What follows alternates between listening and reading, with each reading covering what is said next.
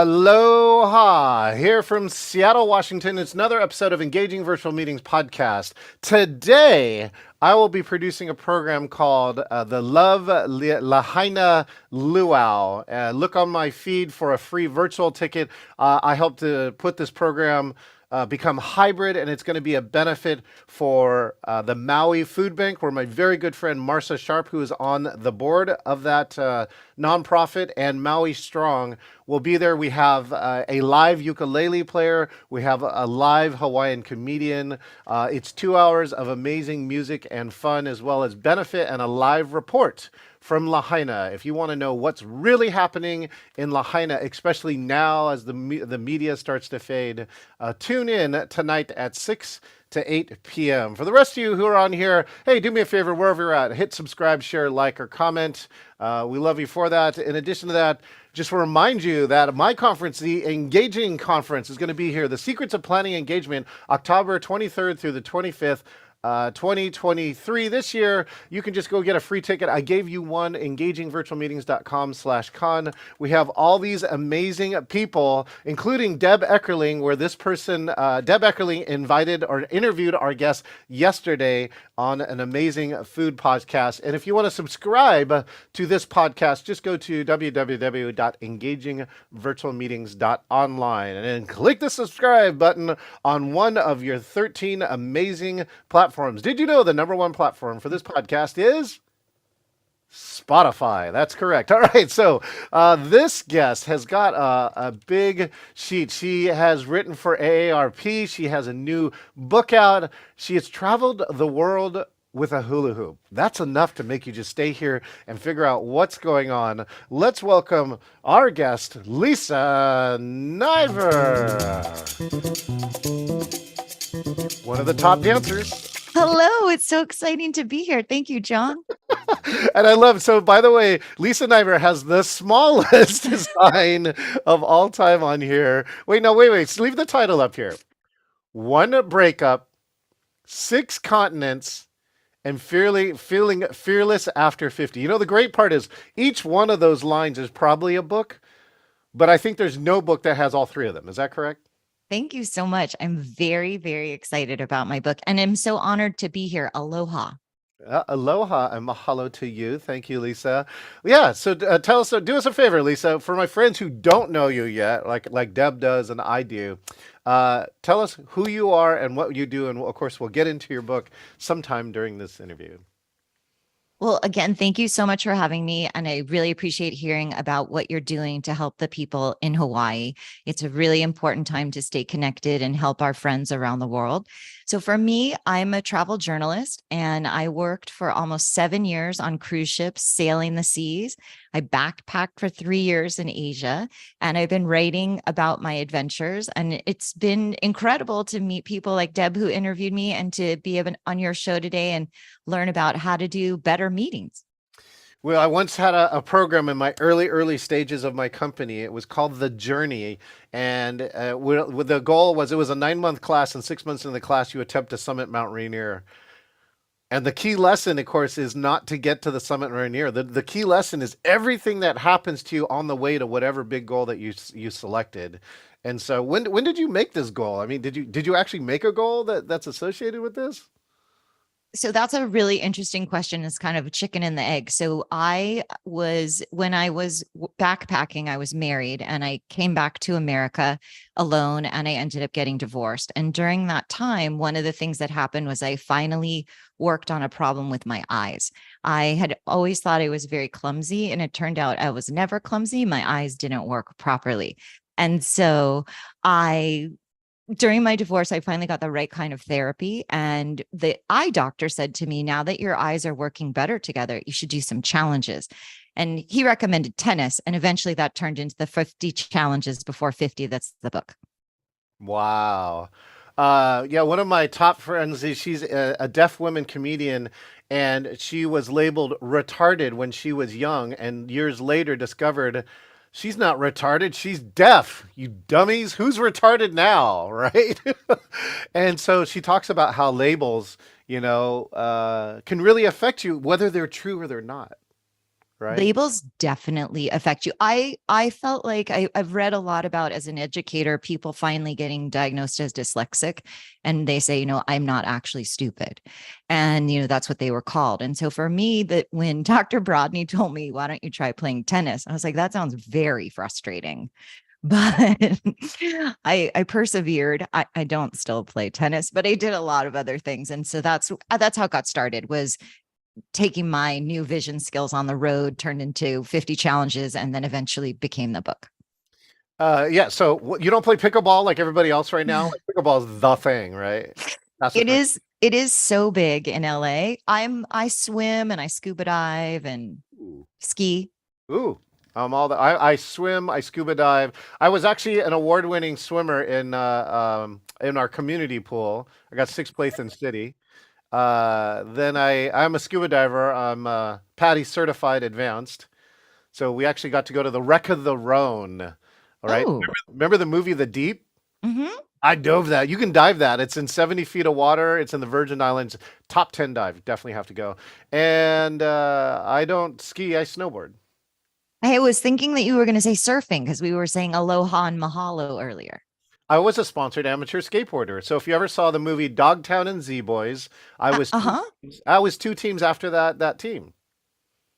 Congratulations. Yeah, thank you. It was one of my That's the high achievement when I was growing up. We all started skateboarding, and all of our friends' dreams were to get sponsored, and many of them did, which was really cool. I also taught them how to play music, and many of them got to open for the bands we used to listen to in punk rock. So, yeah, so most of them are more accomplished than me, and I think that's You've done a lot of different things. yeah. Thank you, and you have too. So let's go through one of these at a time. Whatever you want to say about your breakup, even if it's nothing. Okay. So one of the main things I want to say about my breakup is it's a divorce. And for myself, during the time of getting divorced, I definitely felt like a failure. And I know that a lot of other women, and definitely men, also feel that feeling of failure Yeah. around divorce. And one of the things that I came to realize talking to people and writing this book, and in a lot of therapy, is that it would have been a failure for me to stay in that relationship. So it would have been, I think it's one of the things we're really not great at, is particularly in the United States, is recognizing that what, for me, like I said, staying in the relationship would have been a failure. We need to a little bit work on our definitions. Yeah, well, here I came up with that. So I'm a member of the club. That's what we call it. The member of the club is saying you're part of the divorce, and it's probably the club's really big, by the way. It's probably like 92% here in America. And my core belief I got back out of it was I don't want to be with somebody who doesn't want to be with me. I totally like that. The other thing I say is getting divorced sucks. Being divorced is great, because you don't want to be with someone who doesn't want to be with you. Yeah, yeah, right. Yeah, even on the kids side, right? A lot of parents are jealous because they're like, "Shit, you get half of your time back to you, right? Right? Without kids and without guilt."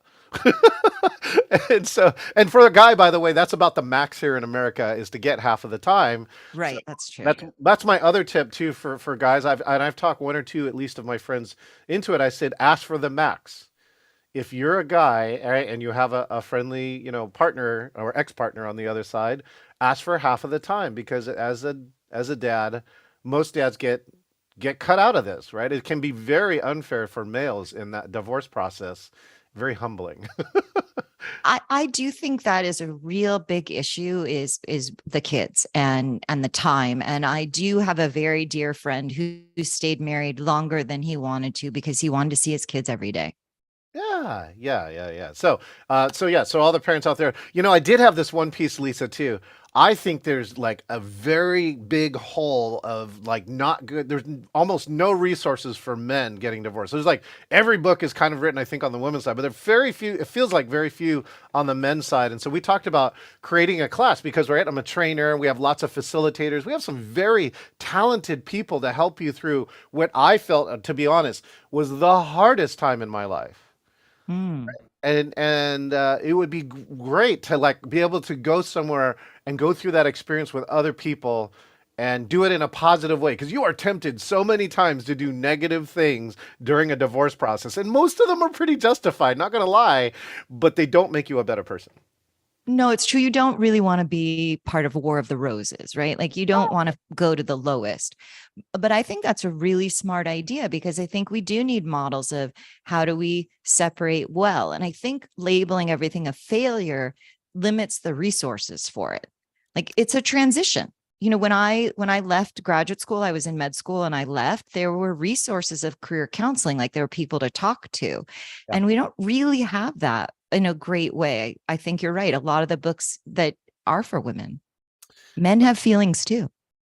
Well, that's the hardest part because most of them don't talk about it. So, and actually trying to get them to talk about it is a lot harder. Women are more likely to do that, and it's beneficial to them because they can once you talk about it and get it out, you can most likely get over it. But most men are like, let's just squash this down. Let's go back to work, right? Let's do, pretend like nothing happened, and in the end, as humans, we know none of that works. None Right. of that works. You're right. It doesn't. All right, so great. So you may inspire me to go actually restart a divorce class. I've had it in my the engaging virtual meetings closet for a long time. So thank you for that gift. So the second one is six continents. Six continents, right? Okay, so one breakup. We're to six continents now. Talk about what does six continents mean to Lisa? Okay, great question. So I worked on a cruise ship, which meant my house moved. When I first left San Francisco, I actually went and worked for Club Med, and I worked in Colorado and I worked in the Bahamas. And when I went to Mexico, I met these people that worked on a cruise ship. And at the time, it meant I was doubling my income and I Yeah. was going to more places. So I mainly worked for Princess Cruises, but I also worked for Royal Caribbean and Renaissance. And every morning we woke up somewhere else. And one contract I was in the Mediterranean, and one contract I was in Australia, New Zealand, the South Pacific. It was amazing. The cruise ship industry is amazing. Sometimes it's hard for some of the work. I mean, like you're working 10, 12, and right, it's your life. But if you love that life, then it does do those things. I mean, it is a floating city. For those who's never been on a cruise ship, right? It is a floating city. You can see the cruise ship industry roaring back past the pandemic, right? They worried about norovirus now, and now they still worry about coronavirus, but people still want to cruise. And some of it is actually pretty good value because it's all inclusive. When you pay for a ticket, you can eat as much food, almost drink as much non-alcoholic. I think the alcohol still costs money on most cruise ships, but cruising and there's constant entertainment. It is like 24 hours of fun. Here's one that most people don't know. You can host a business meeting on a cruise ship, right? You can rent a conference room. And so, with one of my friend speakers, I was a guest speaker and the conference DJ for, 40 of us on a cruise. And so we would meet and educate for the first half of the day. We would all have lunch. And then the rest of the afternoon was people having fun, rock climbing, ice skating. We were on that cruise ship, like the largest one in the world. By the way, I have to admit, right? I really have to ask now, you sound marvelous, right? That mic is so. Just do me a favor, lean into the mic as close as possible, and in your best NPR voice, give me six continents. Six continents. Yes. For everyone out there who's listening, engaging virtual meetings, get a mic. Get a mic. Definitely don't just get a mic. Tell them the most important part of getting the mic. Oh, and the best part is make sure it's on. Make sure you select the right microphone. And I've had it to me recently, Lisa. I plugged in a new camera, and often when you plug a new camera, the camera has a mic, and it will steal the mic that you had set up.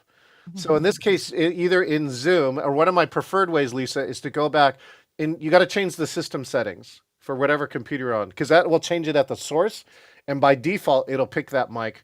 But Zoom can override it too. So you can pick a system mic and then Zoom can override and it says, I want to choose a different mic, but ideally you want to check that one back to the system mic so it changes when you change.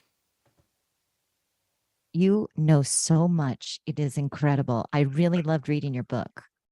Excellent. Thank you so much, Lisa. And I love the NPR now. It's like, here on NPR, I'll be speaking with Lisa Niver about feeling fearless after 50, right after this break.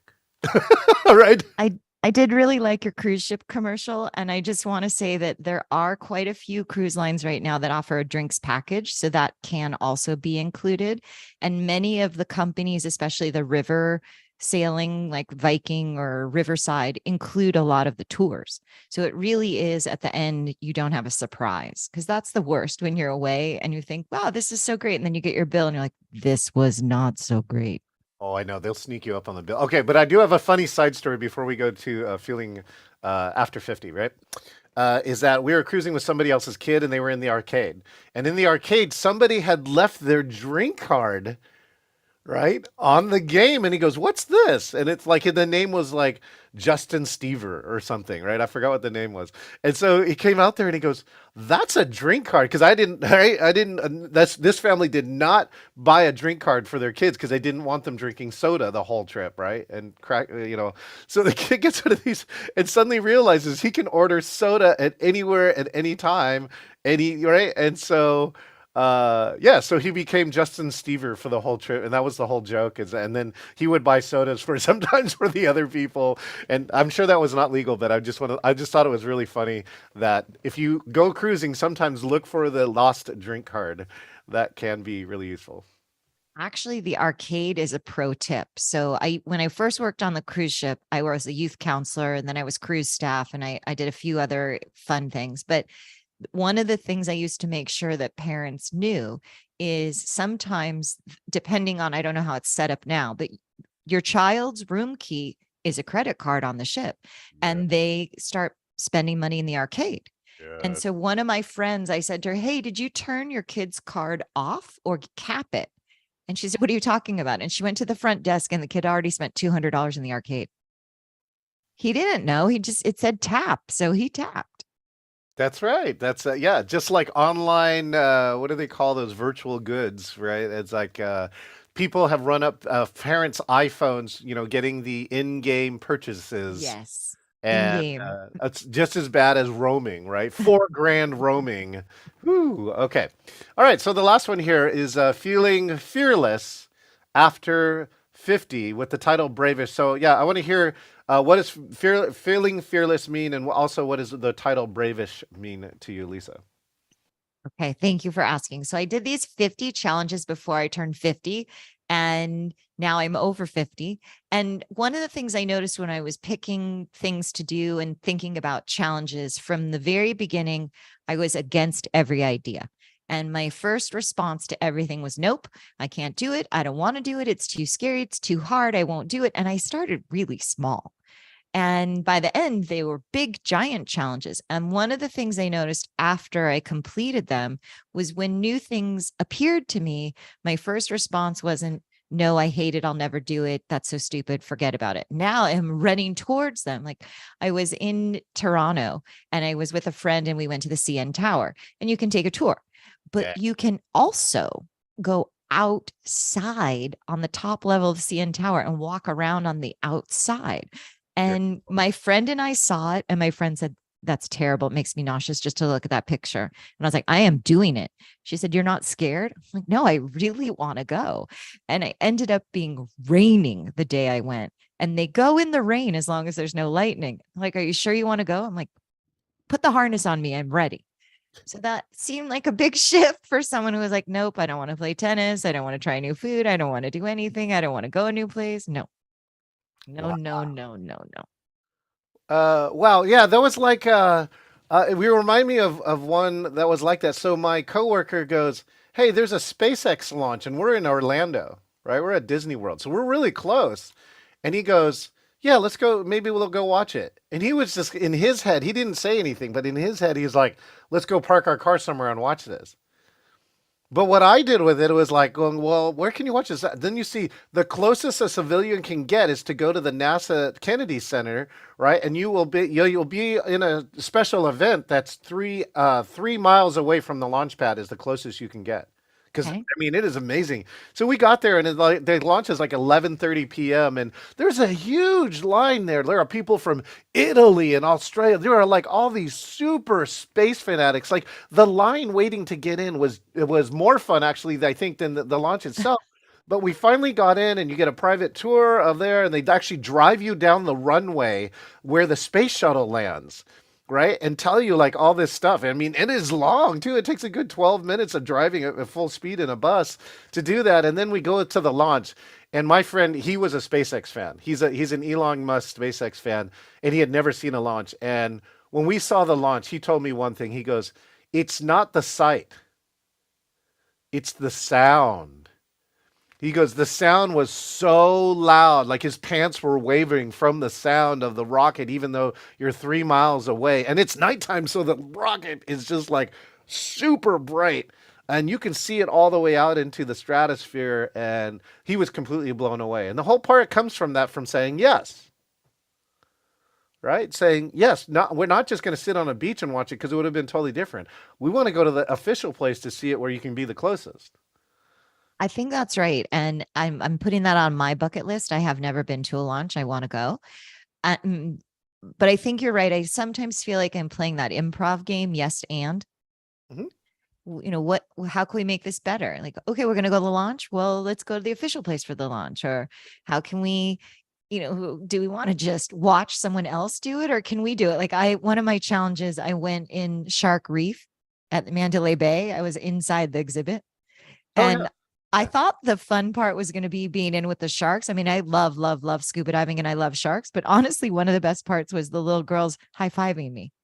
Yeah. Yeah. By the way, do you know you can do that in Disneyland and Disney World? No, I didn't. I Where think it's do Disney they have World. that? So Disney World, you know they have a restaurant it's like a 6 million gallon aquarium. No, I didn't know that. Okay. Yeah, so put this on your list, right? That Okay.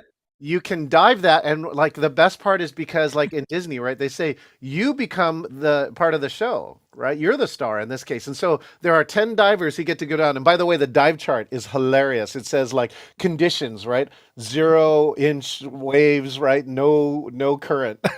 Right, because it's a fish and there's no current in a tank, but it's they wrote it just like the outside, and so you dive and you get to feed with the other feeders, and then they have a dome where Yes. you can actually go inside the dome, and there's oxygen being blown into it, so you can take your mask off, right, Inside?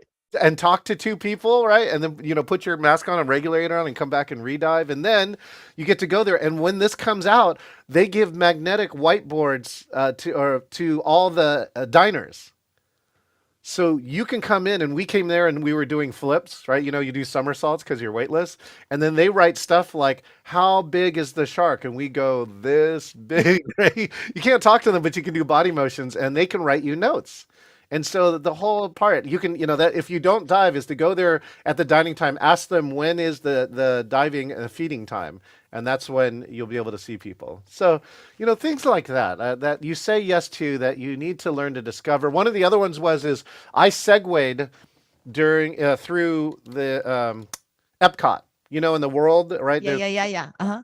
Yeah. And by the way, they killed that. That was actually a rogue, right, a Disney World program where there was a group of people who were kind of the rebels in Disney who got this program approved, and then at some point, right, corporate came back and killed it for the risk factor. But it was really cool to segue through Disney World, and then what you do is you segue before anyone shows up for safety, so you get into the park like an hour early, and you So get it's a double bonus. yeah. Oh, and the last one is they built a Segway pin. You know how pin culture is in Disney Yes, World? yes. Uh-huh.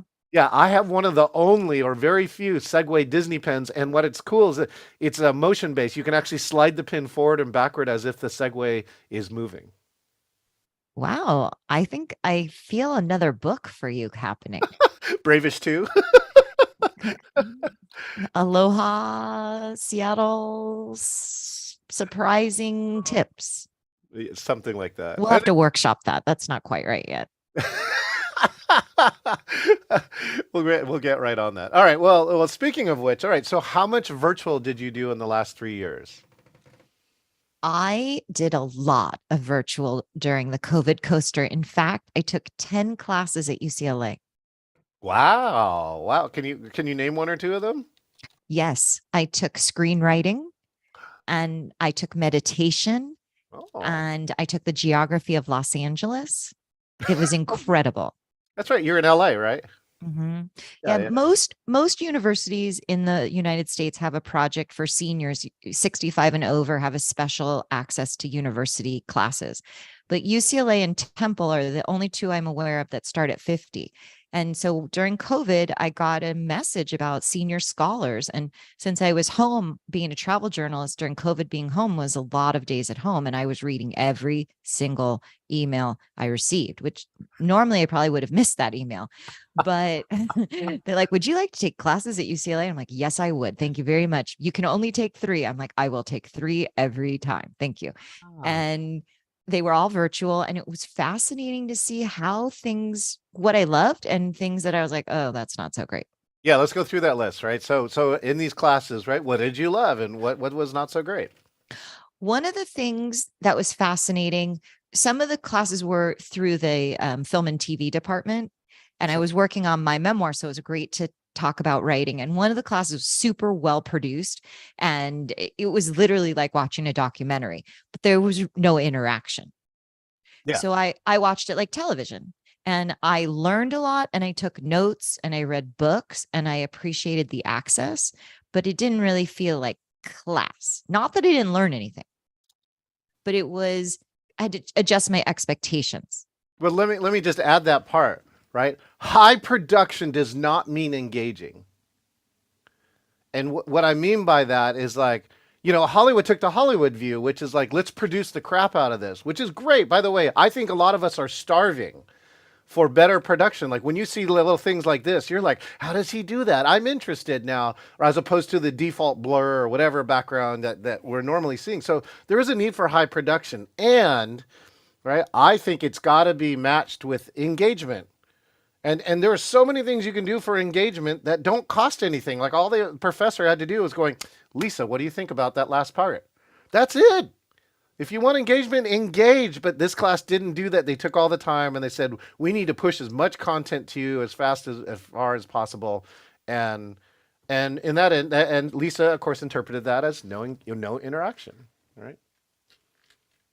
High value, but not interactive. But then my meditation class was incredible. The professor was really good about he would spend a long time question and answer. He would say, this is what I when I studied in Tibet, and this is what the monks would say. And he'd put up a quote from the book from the monk. And then he'd say, what do you think? How does that feel for you? And then people would ask a question. And he was very patient with, someone would ask the question that someone asked 3 questions ago, and he's like, oh, let me put the slide back up. Here's the quote. Here's the book. And someone would be like, oh, I didn't get the book. And he would like, here's the link to the book. And I was very impressed, having been a teacher myself live, not so much virtual, with his ability to take the same question again. But I was thinking, he's been meditating 25 years. I was like, I aspire to be as calm as him and centered and giving. Well, compassion is really one of those pieces, and you have to realize, especially when the medium was new, let's just pretend like it's March of 2020, there was so much going on that it was easy for people to not hear something. So I do make that assumption too and saying, that's no problem. Let me rechat that lyric for you or whatever, and then the compassion part, that's why we developed this, right? This is what we call the no sorry zone. And we just, because I got tired of people saying I'm sorry all the time, right? And so at our piece of compassion was to say, look, you don't have to apologize in this particular meeting. You want to apologize in your life and the other meeting, you can do that. But just in this one, I give you permission to not have to say sorry unless you really hurt somebody's feelings. All right. And what it did is that it allowed people to relax. And again, remember, this is April 2020. So Right. everyone has anxiety like this because they have no idea if they've been exposed, right? The world's shutting down. I don't have enough toilet paper, right? And so That's right. That was a big concern. if you could just relax in this 1 hour of this meeting, then maybe we could actually get something done. And so kudos to your meditation teacher because I mean they're taking that present moment and awareness, which so many other instructors really need to have, and the compassion, for that, because it's so easy to say, I said that 3 days ago, right? As opposed to, oh, that's so great. Let me please bring this slide again and attack, maybe say the same thing but from a different perspective. What I do is I add a different story to it, which is great. Great. Here's the point. Let me share a story that I haven't told you yet, right? Or another example of this. And so even all those other ones have this loaded piece of like, I know it's again, like if your teacher was really great, they'll remove all those references and teach it again as if it was the first time. He was really impressive. And the thing that was lovely is, there's a lot of, oh, my microphone fell down. Sorry. Woohoo! There's there's a lot of anxiety in meditation, right? People are like, I don't do it right. And how should I do it? And in this class, we did standing meditation. He'd be like, you can sit, you can lie down, close your eyes, take me outside. Like, we don't have to be here. And they had the other thing I loved about that class was there were a lot of additional opportunities. UCLA has this incredible mindfulness center, and they're like, we're going to have a program Tuesday night, and we're going to have a program all day Saturday. And because you're in my class, it's free for you. So there were extra resources, and he was very good about, bringing it back to, you would need to do it your way. And like you said, it was 2020 and we all needed a lot of support. Wow. I did not know that UCLA had a mindfulness center. I have a very good friend who's in mindfulness. She probably already knows that fact, but we'll find out. I'm gonna let her know if she doesn't know. So okay, so then what are some other things you didn't like? Um, well, it was disappointing. Like the geography of Los Angeles class, the teacher was incredible. And she kept saying, well, normally we'd be going on a field trip now, but it's COVID. So we can't have a field trip, but you could go on your own. And so that was unfortunate. Like I would have loved to go to the places she was recommending with her. I did take a friend and when it was available and we did some of the trips on our own, but that was, the times. But I liked how people were interacting with students. Um, Yeah, don't Mostly I really liked it. don't reference things you can't do. So get over the COVID part. Teach the class as if you've been doing it this way forever, right? There's nothing worse than, oh, well, Lisa, I'd give you a hug, but I can't. It's COVID, right? It's just like, it's like slapping you in the face every single time about the in-person world and reminding you what a dumpster fire 2020 was. It was not perfect. But I agree with you. I think one of the things that was the most challenging is that it was clunky switching to virtual for a lot of people. And Mhm. in fairness, it was a challenging time. What did Zoom go from, like 10,000 subscribers to 3 million subscribers in a few months? I mean, it Well, yeah, was, it went from 10 million to 360, which is more than the population of United States. So imagine that the entire population of the United States moved in within a 2 month span. You know you're going to have problems. We Mhm. already have problems with that many people in America, but that was over the course of 100 plus years, right? Or 200. So they're just saying that happened in 2 months. Yeah, I mean, I think given the challenges, I really was so grateful to find those classes. And one of the things that I did sometimes, which is probably not a good in engagement, but there were so many Zoom meetings. I sometimes had my camera off. And one of the things I learned to do was turn my self view off. I don't know if that was always an option on Zoom, but that helped me to turn the self view off. Yeah, turn self view off showed up after the research came out. Which means you could turn it off. But now in turning self view off, actually, I get to do a really crafty trick.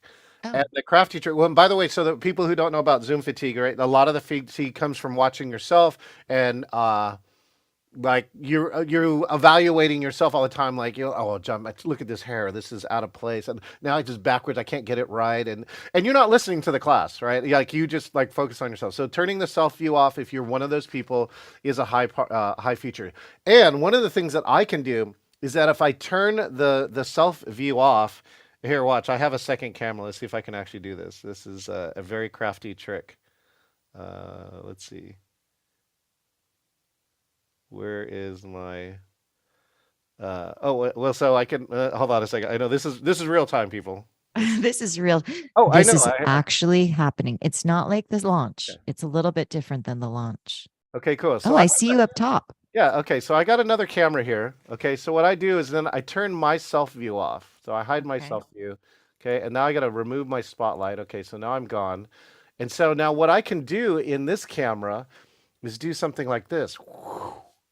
I can take the gallery view. This is the gallery view, by the way. I can take the gallery view and put it as something I can mix in. So I don't have to, like before, you weren't always guaranteed to get zoom into gallery. So, and you couldn't see yourself and the gallery in a way. So I could put myself here in the side and then talk to the gallery like this. Hey people, what's going on? Right. And so that's one of the very crafty tricks that was a side benefit, right, of this hidden value. So let's see if I can now make myself back come over here. Oh yeah, there we go. So um, yeah, so that was one of the benefits for it. And I got to show myself view and bring myself back here. There we go. With you. Okay, ta-da! There we go. That was it. Ta-da! It's like, hey, nothing up my sleeves, presto. Yeah, no, turn off self view is a really cool trick that very few people still know. And again, if you're one of those people that don't like seeing yourself, then turn it off. And I by the way, think it's just exhausting. yeah, well, that's what a lot of people said. And if you look on your video frame, if you find your video frame and on the top right, you click dot, dot, dot, the menu's down. It's probably fourth from the bottom. It says hide self view. Again, it says hide self view. Lisa, you're a future forward looking person Thank you. who's kind of now in the yes and category. By the way, have you ever watched Jim Carrey's Yes Man? Yes, I have. Yeah, that's your life now. I just wanted to say that. My favorite line in the movie is, "You like Red Bull? You gotta have a Red Bull. Let's have a Red Bull. Let's have 12 Red Bulls. Let's have a Red Bull, right?" And then like 2 hours later, he's like passed out. He's like, okay, Lisa, what do you see for the future of virtual and hybrid? It's a good question. I've really been thinking about it as an educator and for book talks. I was at a book talk and I was very cognizant as an educator. I'm always thinking about being in the classroom with kids and what's the environment like. And when there's a problem, is it because of the way I've set up the room? And I was at this book talk and they had a live stream, which had the best view of the author and the moderator, but all the rest of the people that showed up in real life had a terrible view of the speaker. And I was like, oh, when we do hybrid, there's so many things to think about. And I think in a way, we almost need, like you talk about in your book, when you're to have a really good Zoom meeting, you need to have a co-host and you need to have a meeting in the beginning and you need to have an agenda. And sometimes we forget that if we're going to have people in real life and people on the camera watching, they don't exactly have the same need. And so I think one of the things that we're going to see in the future is people being more careful about the placement. I know at my synagogue, we have gone back to having people live on Friday nights, but we also live stream. And for a while, they had these giant lights and they had the main doors closed because of where the camera placement was and the lights were. And recently, a year ago, they moved the lights and a few weeks ago, they changed the door. And I've said to the entire tech team, I said, I can't tell you how much I appreciate that I can come in the front door now. Yeah, right. Yeah. Yeah. Side note, like a hybrid don'ts, which was one of them. We had a beautiful theater. It had two pan tilt zoom cameras in the back, but one of them was mounted over the door. This was the main entrance. Why is this important? Because every time somebody came in and out of the door, it shook the camera. And squeak, probably. No, there's no audio to it. Oh, okay. They actually had a professional mic system so that the mixing board and there were four mics, remote mics. But it would shake. But the camera, because it's in the far back corner of the room, it zoomed in. And when every time the door shake, it was like an earthquake. It made the camera unusable. And this is like $1,000+ camera. Right. So I'm just saying these small things like can make a difference. And then a hybrid, right? The default is that I really want to. Right, by default, I show virtual and the in-person room the same thing.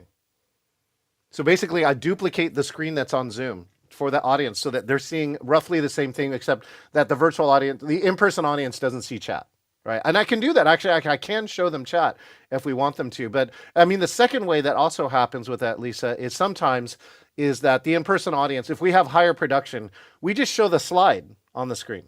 Right. Right? Because you can see the person. Ideally, you can see the person if the room's not too big. And when the room gets big enough, you do want to see the person. Correct. Like Taylor Swift. Yeah, I can't see it. Yeah, Taylor Swift, right. Yeah, they have video screens replicating the artist because you can't see when you're in the cheap seats. And so I think those things are super important. And then we had a way to changed that so that if a virtual speaker came on, they took the whole screen. So, right? Oh, right. But also the thing I noticed was the sound. We weren't mic'd at the author talk. And so I was like, what kind of sound is the live stream getting? If you have room mics, you're lucky, but like they're expensive. There's an array of microphones that can pick up someone talking in the room. But if the room is noisy, right, it also picks up that. Mm-hmm. And that's what happened. Like we had to tell people, I said, we are broadcasting hybrid. Please take your side conversations out of the room. Right? Unless we have directional mics, right? So that you only hear what's going on. And again, we're trying to make things that are more natural, but when they're not, you got to ask people to do different things. Here, let me give you an example of like, here's two of the views that we might give you, right? With that. So here, we're going to remove Lisa for a second, but Lisa's up here. Okay. So there's one here where we can talk 50-50. Hey, Lisa, you're right next to me and we're in the clouds. Hi, how you doing? Right? Which side are you? Yes. I know. So you and one of them is that you have to learn how to point backwards unless you mirror your screen. And then if you mirror your screen, all the words are backwards, but that's a whole nother topic. So now here's another one. Now let's say, and I'm going to give preference now to Lisa. So Lisa, if you wanted people to only remember one thing from this interview, what would it be? The one thing that I hope people will remember is that small steps can lead to big changes. And you can start just right around your corner in your own backyard. You don't have to leave town to start traveling. And see, watch. Now, progressively, I can come back and move you back here to have that. Right? And this is like all automatic. I know you're almost there. We go. Hey, so watch. See if you can high five me. Other hand. Nope. No, same direction. There it goes. Right? Now, high five. One of the other ones too, right? Get one of your objects, like a book or something. Let's see. Oh yeah, get your book. I have a little book and a big book. Okay, get a little book. Let a little book. Let's see if I can do this correctly. Okay. Oh, to hand it? Yeah, hand me your book. Whoa! Wow, that's so cool. Look at that. Ready? I'm gonna push on towards you. Ready? And okay, wait, hold on. Do it again. Okay, hide it. Push it out. Yeah, okay, ready? 3, 2, 1. I'm slowly. Now you put your book. There you go. These are virtual tricks that you can do. I might need a little more practice. That's okay. So yeah, so thank you, Lisa, for this amazing time together. I love that we riffed and it brought so many memories together. Reminding me of just like other things I actually haven't talked about in other interviews. So I appreciate that. So Lisa, when did your book come out? It's coming in 3 weeks, September 19th, but it's available for pre-order everywhere. There's digital, paper, audio is coming.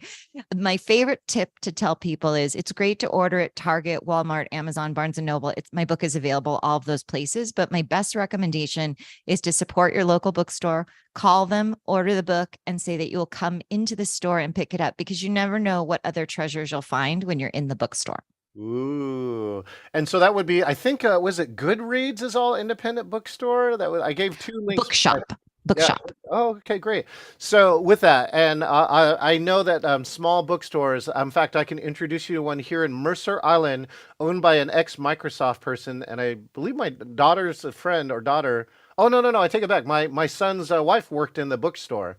So it's amazing. Yeah, it's amazing bookstore on the Mercer Island. Which also Mercer Island, of course, has a large Jewish population and a synagogue there, which I have actually worked for on the virtual side. So something for you to consider and think about. Maybe we'll do a hybrid event together there. I'm ready. Already. I'm here. Right. Did I tell you that I have this thing called hybrid in a box? No, what's hybrid in a box? Hybrid in a box is like, it used to take me over 8 hours to get all the equipment, like gather it and then set it up. Right, for an equipment. It usually takes about 3 or 4 hours on site. And I just said, this is too slow. So I built an anvil case and it has all the equipment and I can leave 80 to 90% of the wires logged in. So I roll this box in, the front and back turn into tables, and I put out 3 cameras and I'm ready to go in 30 to 60 minutes. Wow. And you can have a professional 3-camera shoot with 7 remote mics. Yeah, I'm ready to do an event with you and buy hybrid in a box. There you Hybrid go. in a box. That's the future. That's my immediate future. That's actually today. I'm using a portion of that system for that luau today that we talked out at the beginning. Make sure and check out that luau because when you see the broadcast production of it, you'll go like, this looks like $1,000,000, and it's just a bunch of my equipment. It's not. Well, we know that you have a lot of awards. You're an award-winning presenter. You're an award-winning instructor. People have been learning about you. And of course, they can buy your book, There you Engaging go. Virtual Meetings. And I'll leave the part about authors, right? Actually, I did an author talk just this week for someone from UK and Australia that asked me as a two-time author. The number one piece is that writing the book is only 20%. Selling the book is the other 80%, Lisa. And I have lots of different ways to share with you, and I have lots of other authors to share with you. The average author sells 300 books. So let me tell you, Lisa, every book over 300, you're above average, right? And let me tell you about the other part, which is that there's only 100 authors that get to 1,000,000 in a year. So don't be sad if you don't get to 1,000,000. But if you do get to 1,000,000, let me tell you, you're one of the very few 100 out of all the authors that year. So that is an extraordinary mark. Okay. I like that you've given me so many goals today. I'm swimming in Disney World. I'm going to SpaceX launch. I'm going to have to sell 1,000,000 books.